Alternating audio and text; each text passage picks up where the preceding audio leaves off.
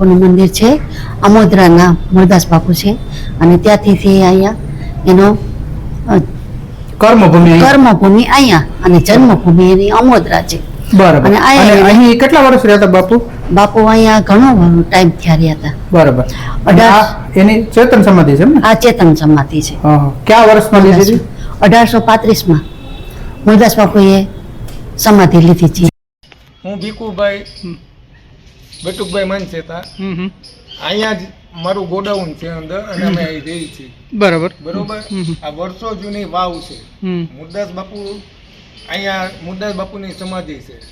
મૂળદાસ બાપુ ઉપર આ કુવાની અંદર બેન પડવા આવ્યા હતા ને, તે આનો આરોપ મૂળદાસ બાપુ ઉપર આવ્યો હતો, અને એ મૂળદાસ બાપુએ લીધો હતો. એ બાઈના પેટમાં સંતાન રહી ગયું હતું ને, એટલે આમાં આત્મહત્યા કરવા આવી હતી. સોરઠ ધરા જગ જૂની અને ગઢ જૂનો ગિરનાર, પણ હાવ અજડા જ્યાં હેંજળ પીવે ને એના નમણા નરને નાર. જય શ્રી રામ મિત્રો. આજે હું એક સંત મૂળદાસ બાપુની વાર્તા સરસ મજાની લઈ આવ્યો છું, અને એના જીવન વિશે હું થોડોક મારી રીતે પ્રકાશ પાડું છું, તો એના વિશે સાંભળો. હવે મૂળદાસ બાપુ છે એ ક્યાંના હતા, કેવી રીતે સાધુ બન્યા, કઈ જ્ઞાતિના હતા, અને એને જીવનની અંદર કેટલું જીવ્યા અને શું કર્યું, એના વિશેનો મારે સંક્ષિપ્ત તમને એક સરસ મજાનો એક સિતાર આપવો છે. ઉના તાલુકાના આમોદરા ગામની અંદર વાઘેલા અટકના જે લુહાર હતા, એમના ઘરે સંત મૂળદાસ બાપુનો જન્મ થયો હતો. એમના પિતાનું નામ કરશન ભગત અને માતાનું નામ ગંગાબાઈ હતું. ઘણા વર્ષો પછી એમના પેટે એમના કુખે પુત્ર રત્નનો જન્મ થાય છે, અને ખૂબ સુખની હેલીઓ જામી જાય છે. ત્યારે હરિશંકર શાસ્ત્રીજી છે એ કરશન ભગત અને ગંગાબાઈને જે સુખ ઉત્પન્ન થયું, એનું જે મૂળ હતું એ આ છોકરાનો જન્મ, એટલે એનું નામ મૂળજી પાડે છે. અને મૂળજી તો પછી ભાઈ ખૂબ સુખમાં ઉછરવા માંડ્યો, અને ધીમે ધીમે ધીમે ધીમે ધીમે ધીમે ધીમે મોટો થવા લાગ્યો. એના ઘડિયા લગ્ન લેવાના. રતનસિંહ પરમારની દીકરી વેલુબાઈ સાથે એના લગ્ન કરે છે, અને લગ્ન કર્યા પછી 8 મહિનાનો સમય વીતી જાય છે. ત્યાર પછી એક એવી ઘટના બને છે કે એના પિતા એને કહે છે, મૂળજી હું જંગલમાં જાઉં છું ને કોલસા પાડીને લાવું છું, આપણે કોડ માટે થોડુંક જરૂરી છે. એટલે મૂળજી એમ કહે છે કે નહીં બાપા, હું જાઉં છું. અને જંગલની અંદર જાય છે, કોલસા પાડે છે. કોલસાનો જે તાપ કરે છે, એની અંદર ઘણા બધા કીડીઓ મકોડા, એ પોતે મૃત્યુ પામે છે. આ જોઈને એનું હૃદય દ્રવી ઉઠે છે. રાત્રે ઘરે આવે છે, અને નીંદર પણ આવતી નથી. ઓહો, ખૂબ પાપ કરી નાખ્યું, ખૂબ પાપ કરી નાખ્યું. અને એની પત્નીને વેલુબાઈને કહે છે, અને વેલુબાઈ સમજાવે છે કે નહીં, એ તો થયા કરે.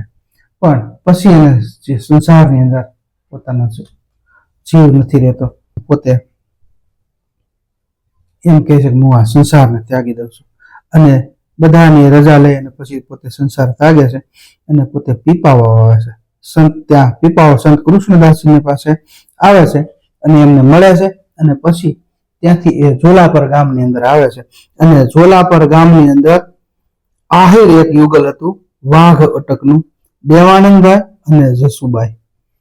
આની ઘરે તે રહે છે, અને કહે છે કે મારે સાધુ જીવન જીવવું છે, પણ કામ કરીને, કામ કર્યા વગર ને.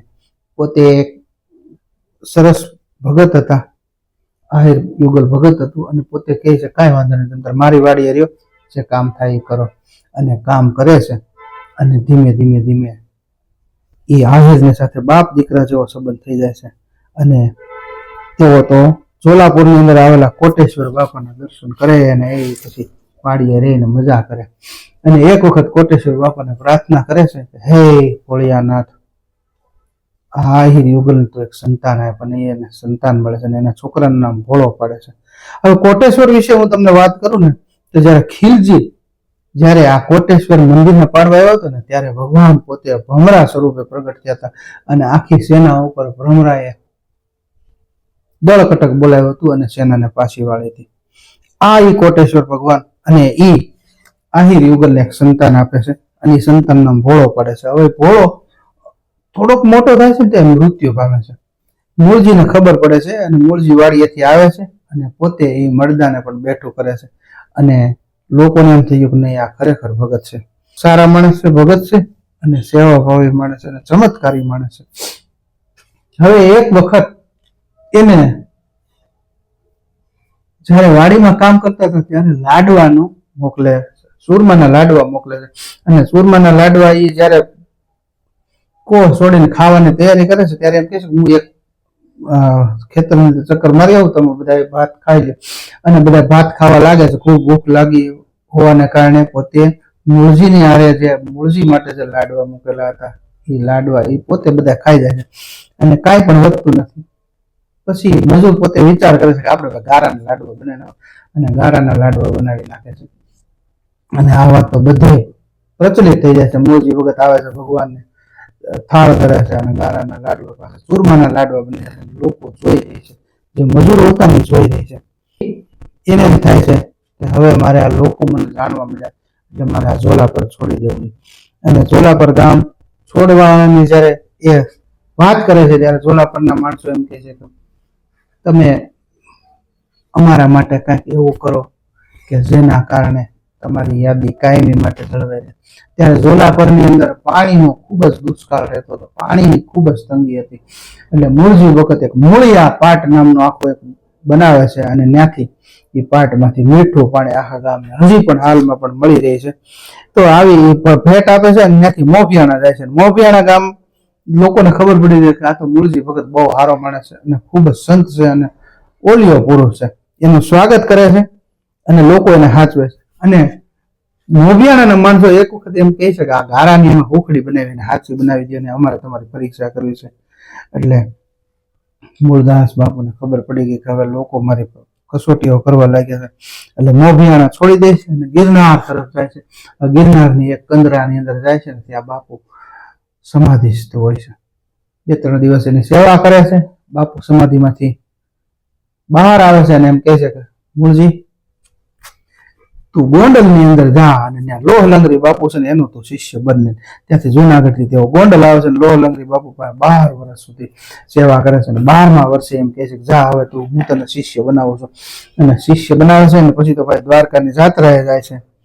અને દ્વારકાની જાત્રાએ જઈને જયારે પાછા આશ્રમ આવે ત્યારે લોહલંગરી બાપુ કહે છે કે હવે તું બેટા તારો ધૂનો તારી જગ્યા અલગથી બનાય, લોકોની તું સેવા કર. પણ તે મારાથી એક વાત છુપાવી છે એટલે તને તારા જીવનની અંદર એક વખત કલંક તો આવશે. તે તારી સ્ત્રીની તારી અંદર આસક્ત હતી, એ તને જ પોતાને ભગવાન માનતી. તું ભગવાનને પોતે સમર્પિત છો પણ તારી સ્ત્રી તને સમર્પિત છે. એટલે તારે હવે એને હારે રાખવી જોઈએ, મા બાપને પણ હારે રાખવાના છે. અને તારે જા તારો આશ્રમ કરે. અને પછી અમરેલીની અંદર આવે છે. ત્યાંથી એક પાંચાળની ત્રિનેત્ર મહાદેવમાં જાય છે અને ત્યાં દૂધનો અભિષેક કરે છે. દુધરેશ પણ જાય છે અને દુધરેશ જાય છે પછી બધા લોકો એને મૂળજીમાંથી મૂળદાસ એવું નામ આપવામાં આવે છે. અને પછી તો ભાઈ મહાત્મા મૂળદાસજી અમરેલી જવા નીકળે છે. કાનજી ભગતના ઘરે ત્યાં ઉતરે છે. અને કાનજી ભગતના ઘરે જયારે અમરેલી આવે છે એ પહેલા એ લુણીધારની અંદર એક રાત રોકાય છે અને પછી અમરેલીની અંદર આ આશ્રમ સ્થાપે છે. ત્યાં એને લીમડાની ડાળો વાવી અને લીમડા પણ ઘેઘૂર કર્યા, પીપળો વાવ્યો અને ખૂબ લોકોની સેવા કરવા લાગ્યા.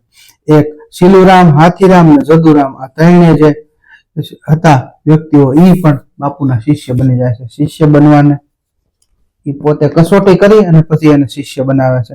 અને એક વખત એ પાછા દ્વારકાની જાત્રાએ જાય છે ત્યારે વળતા તેઓ જામનગર જાય છે. ત્યારે જામનગરની અંદર બને છે એવું કે જામ સાહેબ પોતે હાથીની ઉમાડી ઉપર આવે છે અને ખૂબ લોકોને દાન આપતા હોય છે.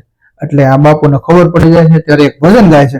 શાને માટે ભજતો નથી સહેજે સીતારામ, હેતે કરીને હરીને ભજને નિત લેને રામનું નામ, અહીં તારો હુકમ ચાલે કમાવે છે ગુલામ, બાજીગરનો બંદર બની ભરેગા તું સલામ. આવું એક ભજન ગાય છે.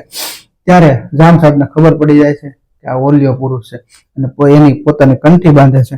અને હવે આ લોકો અમરેલી આવી જાય છે. અમરેલી આવે છે પછી એક વખત એવી ઘટના બને છે કે બાપુ જયારે સવારમાં નાવા જાય છે ત્યારે એક સ્ત્રી કુએ પડવા આવે છે અને એ કુએ પડવાનું કારણ પૂછે છે. ત્યારે એ રતનબાઈ જે કુએ પડવા આવી એનું નામ રતનબાઈ હતું. એ એમ કહે છે કે હું તો દેવની હતી, મારું પિયર દેવ હતું, અમરેલી અહીંયા સાસરે હતી અને મારો પતિ નિર્વાણ પામતા હું પછી સાધુ બની ગઈ હતી, પણ મારામાં એટલી બધી જુવાની હતી કે હું મારી જુવાની સાચવી ન શકી. એવા આવેશમાં આવી ગઈ કે મારા ઉદરની અંદર બાળકનો વિકાસ થાય છે, હું એના પિતાનું નામ આપી શકું એમ નથી. ત્યારે મુરદાસ બાપુ કહે છે, તું મૂંઝામાં બેટા, તારે મરવાનું નથી, આ બાળકના પિતાનું નામ મારું આપી દેજે.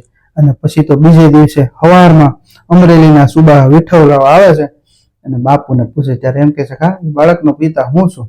અને પછી તો અમરેલીની અંદર એને ઊંધા ગધેડે ફેરવવામાં આવે છે અને ગામની બહાર મૂકી દેવામાં આવે છે. આ ઘટનાથી જામ સાહેબ પણ પોતે એની કંઠી તોડી નાખે છે, તમે મારા ગુરુ નથી, કાંઈ વાંધો નહીં, પણ તારા ગુરુને બોલાય. અને આ મીંદડી જે છે ને એ પોતે મૃત્યુ પામી છે અને એના બસોળિયા બિચારા મા કરે છે તારા ગુરુને કે. અને એના ગુરુ કચેરી અંદર એમ કે ભાઈ મરી ગયા હોય એ થોડા જીવતા થાય. અને મુરદાસ બાપુ એને હજીવન કરે છે અને જામ સાહેબને સમજાઈ જાય છે કે નહીં, ખરેખર આ ઓલિયા પુરુષ છે.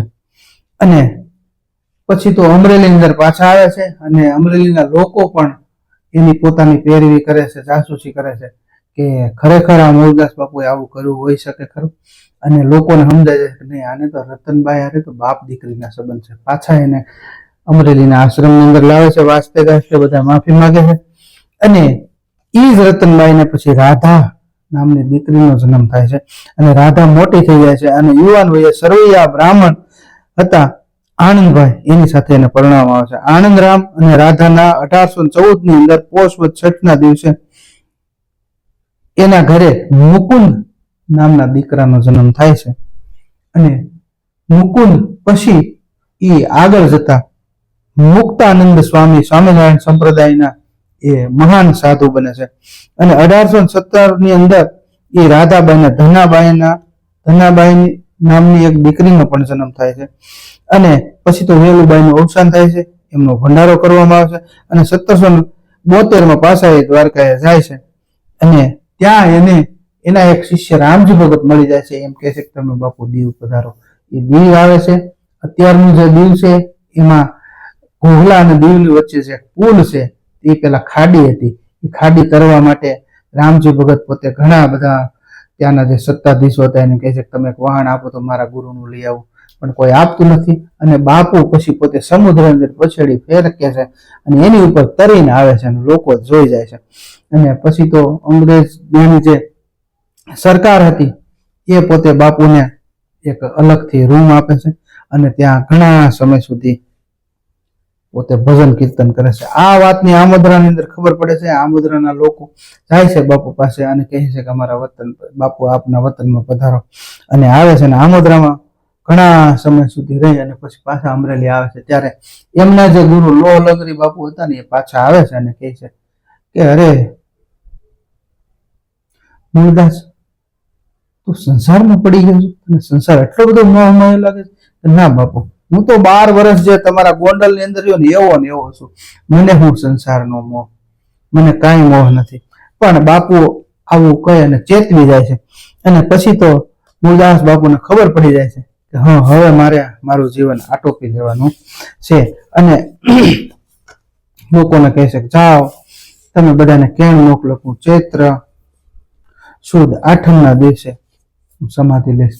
હવે સમાધિ લેવા માટે જયારે નીકળે છે પોતે સમાધિમાં બેસી જાય છે, પોતાનો પ્રાણ ત્યજાઈ જાય છે, પાલખીમાં બેસે અને પાલખી અમરેલીના નગરની અંદર નીકળે છે. ત્યારે સામેથી એક પટેલની દીકરીને આણું વાળીને લાવતા હોય છે. ઈ એને જોયે છે અને એમ થાય છે કે અમારા અપશુકન થયા. એટલે કહે છે કેમ બાપા? મુરદાસ બાપુને ખબર પડી જાય છે. પાલખી ઊભી રાખે છે. કેમ બાપા, કેમ તમે પાછા વળો છો? કે બાપુ તમારી પાલખીના મને અપશુકન થયા. કે કેમ અપશુકન થયા?